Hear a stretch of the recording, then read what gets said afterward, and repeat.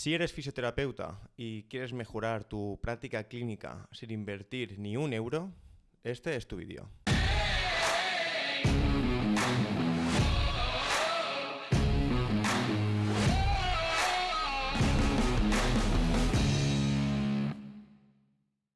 Al final de este vídeo habrás aprendido a implementar técnicas para mejorar como fisioterapeuta simplemente con tu experiencia clínica. Y es que es increíble lo que los pacientes son capaces de ayudarnos para mejorar nosotros como fisioterapeutas clínicos.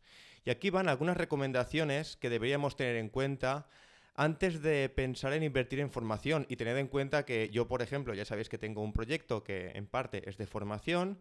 De hecho, este fin de semana he estado como alumno en una formación y os aseguro que le saco muchísimo partido. Sin embargo, es verdad que a veces nos falta la base y cuando no la tenemos buscamos fórmulas mágicas que os aseguro que ninguna formación os va a dar, porque el paciente es suficientemente complejo para que tengamos que hacer un tratamiento completamente individualizado, y eso es lo que nos va a aportar valor y marcar la diferencia con la competencia.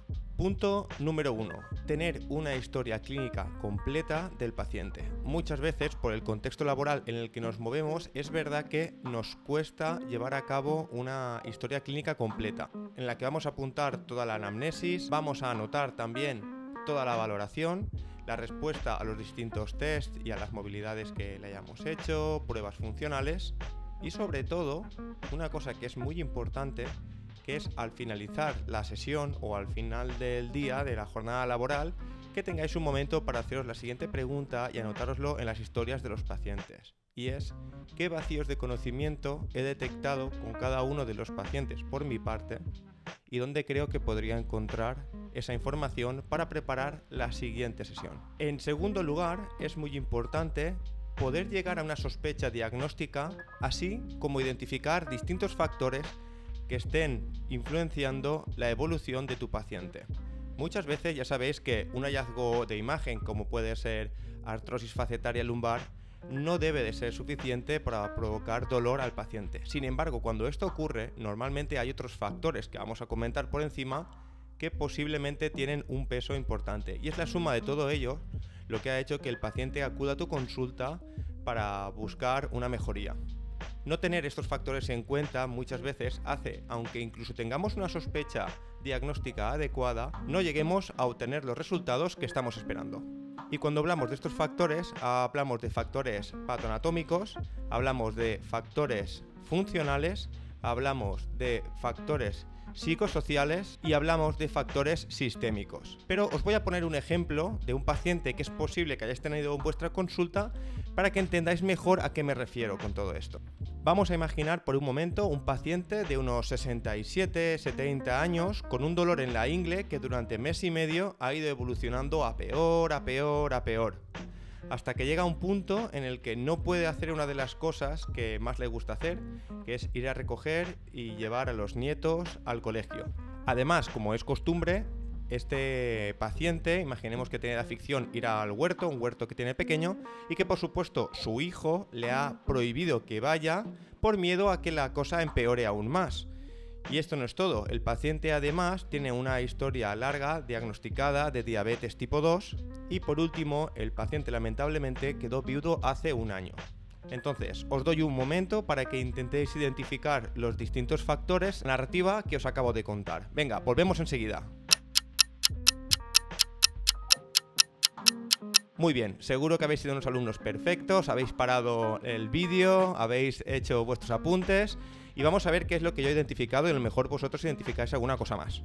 Por ejemplo, en cuanto a factores patoanatómicos, depende de la valoración que tengamos, podríamos pensar que haya un cuadro degenerativo a nivel de cadera articular. En cuanto a factores funcionales, tenemos que pensar que a este paciente se le ha dado un rol muy importante dentro de la familia a la hora de llevar y recoger a las nietas, además de todo el componente emocional que supone pasar tiempo con tus seres queridos. Esto sería una limitación funcional, igual que sería, por ejemplo, la del huerto, ¿no? El que ya no puede ir al huerto o le han prohibido ir al huerto. Y es algo que hay que saber manejar, si se puede o no se puede hacer estas cosas durante el tratamiento o a partir de qué momento debería empezar a poder hacerlo. Y ponerlo en la balanza de la importancia que es para el paciente este tipo de cosas. En tercer lugar, factores de tipo sistémico, pues ya hemos comentado, ¿no? La diabetes tipo 2, que esto te puede dar un cuadro de otro tipo también de patologías que hay que tener en cuenta, saber si el paciente lleva un control o no real sobre el azúcar, qué tipo de dieta sigue, si consume alcohol, si no la consume y cómo esto puede afectar durante la recuperación o el proceso terapéutico. Y por último, el factor psicosocial, ¿no? Cómo se siente el paciente al haber dejado este rol familiar que tenía, así como seguramente dejar de tener la vida social que tenía antes cuando acudía al huerto, y seguro que hablaría con otros labradores y lo mantendrían activos y se pondrían al día de todo. Como habéis visto, muchas veces se puede acusar a algunos fisioterapeutas de muy mecanicistas, es decir, que van solo a un problema articular o biomecánico, como un conjunto de articulaciones no funcionan de forma adecuada y esto se traduce en el dolor del paciente. Pero hay que tener en cuenta que a día de hoy el enfoque que se recomienda en fisioterapia es el enfoque biopsicosocial. Y de hecho, si en la primera entrevista podemos recoger todo este tipo de información, puedes hacer ya un diseño completamente exclusivo para cada tratamiento. A este paciente, por ejemplo, en función de la irritabilidad, a lo mejor le recomendaría, incluso podríamos hablar en el hijo, para que le levante un poco la mano y le deje ir al huerto, si no hacer todos los trabajos, simplemente a que eche un vistazo. Y con esto, por ejemplo, el aspecto psicosocial empezaría a cambiar. O buscar una actividad que sí que pueda hacer con sus nietos, que no le irrite o le aumente el cuadro doloroso que tenemos entre manos, como podría ser estar en casa con ellos mientras los padres van a comprar o hacer cualquier otro tipo de cosa. Y gradualmente ir permitiendo, conforme la evolución del cuadro clínico nos permita, volver a los roles que tenía antes. Lo mismo pasa con el tema del factor patoanatómico. Es importantísimo saber ante qué entidad estás porque simplemente te va a marcar los límites. Hay cosas que no se pueden hacer cuando una cadera tiene un proceso degenerativo y además con una irritación alta. Y esto hay que tenerlo en cuenta. Además, te va a ayudar a proponerle al paciente todo el plan de tratamiento y hacer un pronóstico. Así como si el paciente no fuese mejorando durante el tratamiento conservador, plantear cuándo sería importante empezar a valorar la cirugía. En tercer lugar, entender los mecanismos del dolor de los que tanto se habla como parte de la guía terapéutica. Es decir, si tenemos un conocimiento sobre los distintos tipos de dolor, ya que sabéis, nociceptivo, nociplástico o neuropático, o un mix de varios de ellos, pero saber cuál es el más relevante o el que más está limitando la vida a tu paciente, esto nos da una indicación sobre qué es lo primero que vamos a tener que abordar con el paciente. Recordad, ¿cuántos pacientes tenéis que acudan a vuestra consulta sin dolor? Seguramente casi ninguno. Y por lo tanto, ser expertos en dolor, no expertos en plan el experto del año, simplemente conocer los distintos mecanismos, cómo se comportan, así como el tratamiento de cada uno por separado, va a mejorar muchísimo vuestra práctica clínica. Si queréis que hablemos de esto en un vídeo, dejadlo en comentarios y por supuesto dadle like y suscribiros al canal, que sabéis que eso tenéis que hacerlo ya. Y si veo que hay bastante interés, seguramente sea el séptimo y último episodio de esta temporada, o es posible que sea el primer episodio de la temporada que viene. Intentaría incluso tener un primer invitado. Aquí os lo dejo.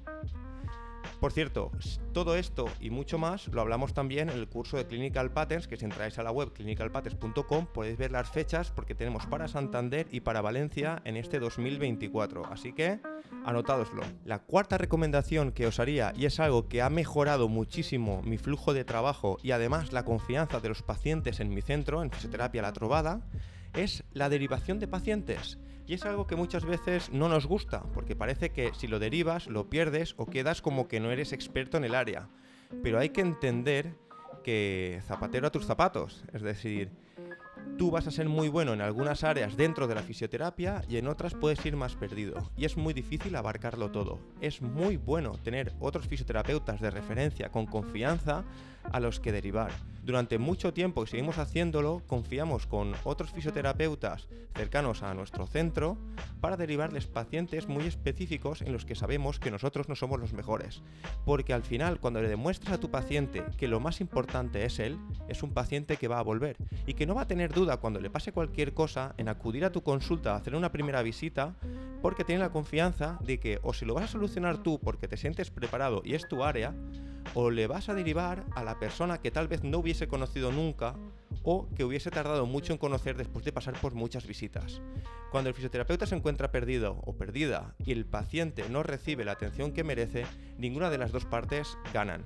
Y no solo hablamos de fisioterapia, también hablamos de otras especialidades, como pueda ser podología o medicina. Nosotros tenemos la suerte de empezar a tener una cierta agenda con otros médicos de distintas especialidades, traumatólogos, medicina interna muy importante, porque no todo lo que tenemos en consulta a veces es musculoesquelético, en los cuales nosotros confiamos muchísimo para hacer una derivación o simplemente para pedir una segunda opinión cuando no tienes del todo claro o no sabes interpretar incluso pruebas de diagnóstico que te traen, o la paciente, el paciente viene con una opinión un poco tal vez sesgada por parte de un profesional anterior y quieres contrastar. Y lo mejor de todo es que si hay un vínculo de confianza con estos profesionales y también hablas tú con ellos después de que el paciente haya pasado por allí, vas a aprender muchísimo sobre muchas entidades y presentaciones clínicas que seguro que nunca te han dado en la universidad. Por último, y una de las cosas que sí que tengo que decir que hago desde el principio que empecé a trabajar como fisioterapeuta,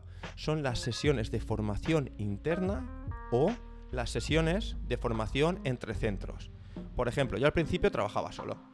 Entonces cogía a mis amigos José, Chaume, Miguel, Jesús y nos juntábamos una vez cada X tiempo y o poníamos casos clínicos en común o simplemente comentábamos casos que no funcionaban bien o alguien explicaba un poco sobre una formación que había visto y aunque no les va a dar la formación al 100% porque eso no tiene sentido, por lo menos nos hacía una introducción y ya cada uno valoraba si era interesante o no apuntarse a ciertas formaciones. Eso está muy bien, la verdad, porque al final, aunque haya mucha formación buena, a lo mejor no toda la necesitas para tu práctica clínica y alguna que sí que te iría bien, no la haces porque te has gastado el dinero en la otra. Así que esto es muy de tener en cuenta. Después, cuando fue aumentando el equipo y fuimos más fisioterapeutas en el centro, sí que intentamos hacer un briefing semanal en el que discutimos casos clínicos, incluso alguien se prepara como un workshop de 1 horita o 2 horitas una vez al trimestre. Y así hacemos aprendizaje cruzado. Porque al final, incluso aunque tengas 3 fisios trabajando musculoesquelético en un mismo centro, cada uno por sus pacientes habrá leído más unos libros que otros, habrá hecho prácticas o habrá aplicado tratamiento que a lo mejor tú hace tiempo que no manejas y que está bien recordar, como algún tipo de vendajes, o alguna región que hace tiempo que no manejas. Así que es genial poder compartir un tiempo y además socializar dentro de los compañeros y las compañeras, y aparte de lo que es la práctica clínica, si sois varios que tenéis distintas clínicas, pues también hablar sobre proveedores, competitividad y otros aspectos que siempre van a ser de interés.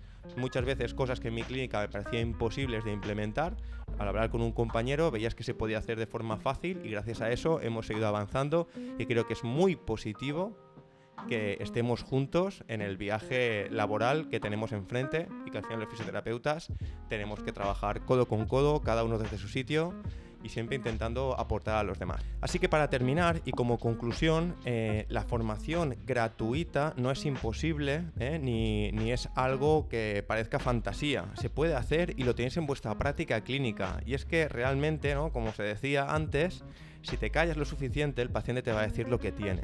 Y si no sabes interpretarlo, aquí tienes los recursos, las recomendaciones que os damos desde Clinical Patterns para que tengáis un buen comienzo o incluso si estáis en un momento típico que todas y todos pasamos de crisis existencial sobre qué modelo estoy llevando de fisioterapia, en el que tal vez llevas muchos años haciendo lo mismo y ves que la fisioterapia va evolucionando y has perdido el contacto, estas son algunas formas de volver a ponerte al día en la fisioterapia que hay en el siglo XXI y a partir de hace un par de décadas, cómo está cambiando todo, porque la verdad es que va muy rápido y a veces es muy fácil quedarse fuera de lugar en estas cosas, sobre todo cuando trabajamos solos en clínicas pequeñas o cuando no hemos tenido tiempo o recursos para ponernos al día en formación, y que muchas veces, lo que os he comentado, más formación no tiene por qué ser mejor, y eso que yo me dedico a ello, y eso que yo creo que es importante, el tema de formarse con personas que hayan perdido mucho tiempo de su vida mejorando en un aspecto concreto. No sé si llamarlos expertos o llamarme experto o no llamarme, eso lo dejo a vuestro parecer, pero que no puede ser solo la confianza en estas formaciones el peso de la responsabilidad de nuestra práctica clínica. Al final hay una parte activa nuestra. No es suficiente en ir a un curso un fin de semana y después pensar que por tener el workbook encima de la mesa ya vamos a tener toda la sabiduría del ponente que vimos hace 2 días. Y que si no lo hacemos, que parezca que encima la culpa, ¿no?, pues sea del ponente, que tampoco lo es siempre. Así que, bueno, amigas y amigos de Clinical Patterns, ha sido un placer grabar por fin otro episodio en vídeo y creo que también va a salir tal cual en podcast. Espero que salga en podcast en vídeo, si es que me aclaro con el Spotify y todo esto. Y así voy a intentar reducir las horas de trabajo, porque hasta ahora estábamos haciendo podcast y vídeo, mismo texto por duplicado. Y además he decidido que a partir de ahora en la web vais a tener también gran parte del texto, del guión, de los vídeos por escrito, por si es de más utilidad o queréis consultarlo con más paciencia en vuestro tiempo libre. También os dejaré referencias bibliográficas y un apartado que vamos a dejar aquí en el canal de enlaces a algunos de los libros que más utilizo en mi práctica clínica diaria. Son enlaces afiliados, pero bueno, que si queréis echarles un vistazo, pues echarles ahí un pinchacito. Y recordad, por último, y ya me voy, las fechas de los cursos de Clinical Patterns, porque las tenemos cerradas y nos queda Santander y La Trovada en Alchemesí para después de verano. Así que echad un vistazo en la web, entrad a ver los cursos y mirad a ver cuál os interesa más. Muchas gracias por todo, nos vemos en el siguiente vídeo.